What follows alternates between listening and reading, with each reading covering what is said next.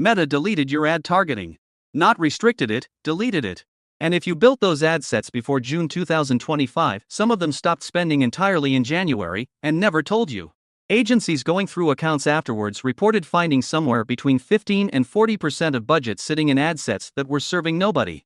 So this is how to check whether that is you, and then how to actually run Meta ads now, in the order I would do it. First, 30 seconds on why they did it, because the reason tells you what to do next.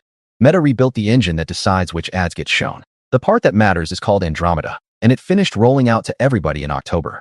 Here is what it does. Before your ad reaches an auction, Meta has to narrow tens of millions of live ads down to about 1,000 candidates. That used to be done with your targeting settings. Now Andromeda reads the actual content of your ad, the image, the video, the words, and works out who it suits. Meta said it themselves. The lever moved from niche targeting to creative diversification. So step 1, today, before anything else, go and find your dead ad sets. On the 15th of January, Meta removed dozens of detailed interest categories. Any ad set still relying on one of them stopped serving. 2 weeks later, detailed targeting exclusions were phased out completely, and in June, the remaining interest categories got merged into much broader groups. Sort your ad sets by spend over the last 30 days and look for anything showing zero or nearly zero delivery while still switched on. That is, budget you have already allocated and are not using. Step 2 is rebuilding what you find. And the instinct is to hunt for replacement interests. Do not. Rebuild on broad. Age 18 to 65 plus. All genders. No interest filters. Location only. This feels wrong if you have been running Meta ads for years, and I understand why. But detailed targeting still technically exists, and Meta now treats whatever you pick as a suggestion rather than a limit. It will deliver to whoever it thinks will convert, regardless. So a narrow setting no longer protects you. It just gives you a false sense that something is under control. Step 3 is where the actual work moved. If Andromeda decides who sees your ad by reading your ad, then your creative is your targeting. So go and count how many genuinely different concepts are live in the account right now. Not how many ads, how many different ideas.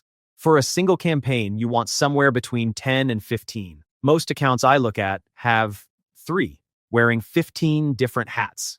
That is the whole problem in one sentence. Narrow creative gives you narrow reach, even when your targeting says broad. Step 4, and this is the part people get wrong immediately. Distinct does not mean a different photo.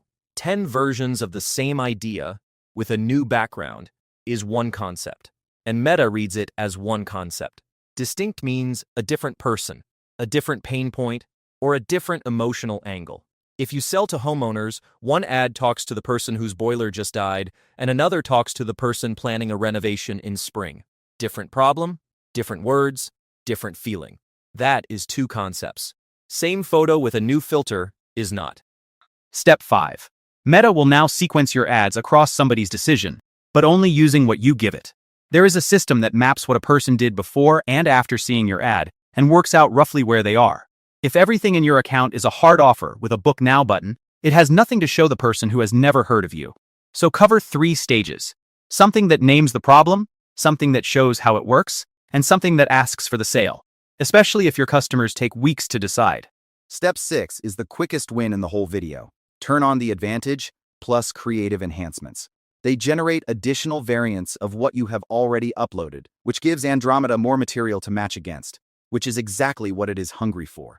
Meta reported a 22% lift in return on ad spend for advertisers who switched these on. Treat that number as Meta's own figure rather than gospel.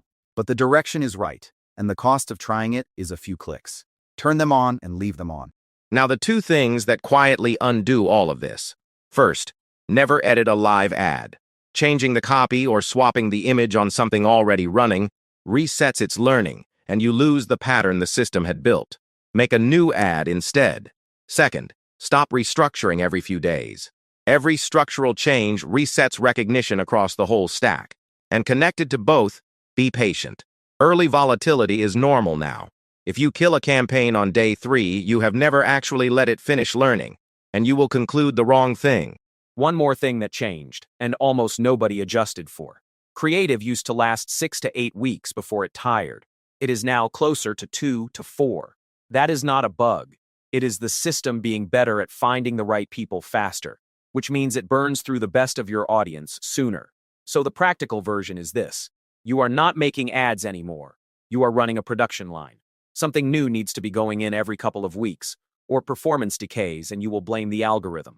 So the order is, find your dead ad sets today. Rebuild them broad. Count your concepts and get to 10. Make them properly different.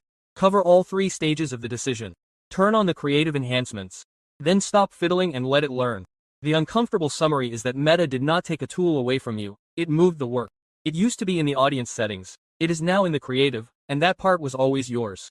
The checklist and the creative brief I use are linked below. Free.